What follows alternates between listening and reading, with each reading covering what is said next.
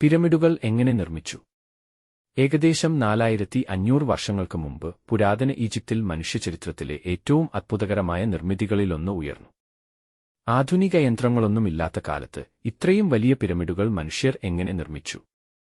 ഇതുപോലെയുള്ള ലോകചരിത്രത്തിലെ അത്ഭുതകരമായ കഥകൾ അറിയാൻ നമ്മുടെ ചാനൽ സബ്സ്ക്രൈബ് ചെയ്യാനും വീഡിയോ ലൈക്ക് ചെയ്യാനും മറക്കരുത്. ഇനി നമുക്ക് നോക്കാം, പിരമിഡുകൾ എങ്ങനെയാണ് നിർമ്മിച്ചത്. ഏകദേശം 4500 വർഷങ്ങൾക്ക് മുമ്പാണ് ഗീസയിലെ മഹാപിരമിഡ് നിർമ്മിക്കപ്പെട്ടത്. പുരാതന ഈജിപ്തിലെ ഫറവോ ഖുഫുവിന്റെ ശവകുടീരമായാണ് ഈ മഹാപിരമിഡ് നിർമ്മിച്ചത്. പിരമിഡിന്റെ നിർമ്മാണത്തിനായി പ്രധാനമായും ചുണ്ണാമ്പുകല്ലാണ് ഉപയോഗിച്ചത്. സമീപ പ്രദേശങ്ങളിലെ ഖനികളിൽ നിന്ന് തൊഴിലാളികൾ വലിയ കല്ലുകൾ വെട്ടിയെടുത്തു. പ്രത്യേക ഭാഗങ്ങൾക്ക് കൂടുതൽ കഠിനമായ ഗ്രാനൈറ്റ് പോലുള്ള കല്ലുകളും ഉപയോഗിച്ചിരുന്നു. എന്നാൽ ഇത്രയും വലിയ കല്ലുകൾ നിർമ്മാണ സ്ഥലത്തേക്ക് എങ്ങനെ എത്തിച്ചു? പുരാതന ഈജിപ്തുകാർ നൈൽ നദിയെ ഗതാഗതത്തിനായി വ്യാപകമായി ഉപയോഗിച്ചിരുന്നു. വലിയ കല്ലുകൾ വള്ളങ്ങളിൽ കയറ്റി നൈൽ നദിയിലൂടെയും കനാലുകളിലൂടെയും നിർമ്മാണ സ്ഥലത്തിന് സമീപത്തേക്ക് എത്തിച്ചിരിക്കാമെന്ന് പുരാവസ്തു തെളിവുകൾ സൂചിപ്പിക്കുന്നു. അതിനുശേഷം കല്ലുകൾ കരയിലൂടെ വലിച്ചുകൊണ്ടുപോകുകയായിരുന്നു. അന്നത്തെ കാലത്ത് ട്രക്കുകളോ ക്രെയിനുകളോ പോലുള്ള ആധുനിക യന്ത്രങ്ങൾ ഉണ്ടായിരുന്നില്ല. അതിനാൽ വലിയ മരത്തിൽ നിർമ്മിച്ച സ്ലെഡ്ജുകൾ ഉപയോഗിച്ചിരിക്കാമെന്നാണ് ഗവേഷകരുടെ നിഗമനം. കല്ലുകൾ സ്ലെഡ്ജിന് മുകളിൽ വെച്ച് നിരവധി തൊഴിലാളികൾ കയറുകൾ ഉപയോഗിച്ച് വലിച്ചു. മണലിൽ വെള്ളം ഒഴിച്ചതിലൂടെ സ്ലെഡ്ജ് വലിക്കാൻ ആവശ്യമായ ശക്തി കുറയ്ക്കാൻ കഴിഞ്ഞിരുന്നുവെന്നും പുരാതന ചിത്രങ്ങളും പരീക്ഷണങ്ങളും സൂചിപ്പിക്കുന്നു. എന്നാൽ ഇവിടെ നിന്നാണ് ഏറ്റവും വലിയ ചോദ്യം തുടങ്ങുന്നത്.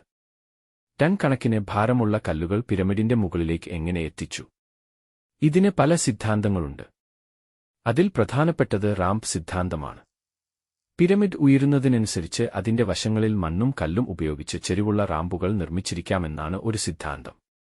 ഈ റാമ്പിലൂടെ സ്ലെഡ്ജുകളിൽ കല്ലുകൾ മുകളിലേക്ക് വലിച്ചുകൊണ്ടുപോയിരിക്കാം. എന്നാൽ റാമ്പ് എങ്ങനെയായിരുന്നു എന്ന കാര്യത്തിൽ ഗവേഷകർക്കിടയിൽ ഇപ്പോഴും പൂർണ്ണമായ ഏകാഭിപ്രായമില്ല. നേരെയുള്ള റാമ്പുകൾ, പിരമിഡിനെ ചുറ്റിപ്പറ്റിയുള്ള റാമ്പുകൾ, വിവിധ ഘട്ടങ്ങളായി നിർമ്മിച്ച റാമ്പ് സംവിധാനങ്ങൾ തുടങ്ങി നിരവധി സിദ്ധാന്തങ്ങൾ ഇന്നും ചർച്ച ചെയ്യപ്പെടുന്നു.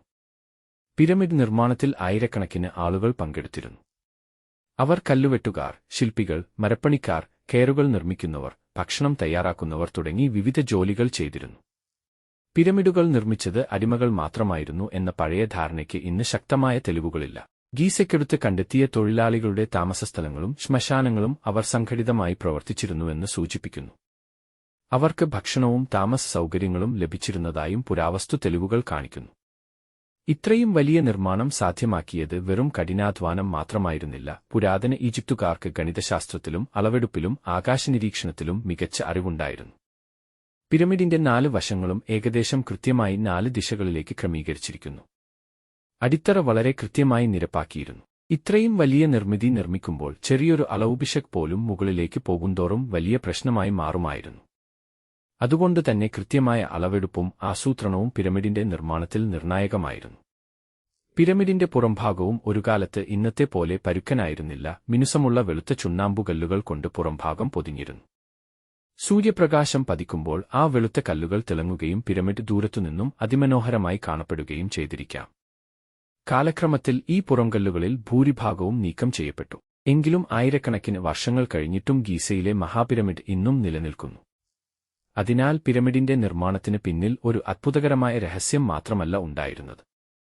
മനുഷ്യരുടെ കഠിനാധ്വാനം, കൃത്യമായ ആസൂത്രണം, ഗണിതശാസ്ത്രം, എഞ്ചിനീയറിംഗ്, സംഘടിതമായ തൊഴിലാളി സംവിധാനം എന്നിവയുടെ അതിശയകരമായ കൂട്ടായ ഫലമായിരുന്നു അത്.